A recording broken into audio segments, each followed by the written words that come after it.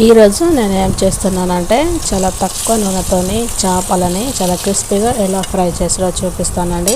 అంతకంటే ముందే నేను ఇలా చేపల్ని పులుసు పెట్టేశాను, రైస్ కూడా పెట్టేసుకున్నాను. చేపలకి ఉప్పు కారం మసాలా పెట్టి ఒక 2-3 గంటల పాటు ఇలా పక్కన పెట్టేసుకున్నానండి.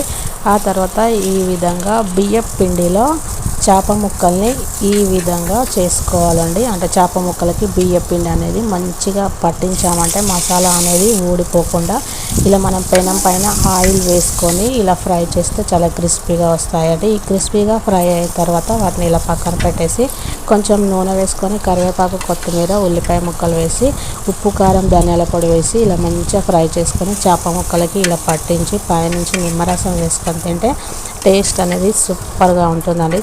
చాలా బాగుంటుంది.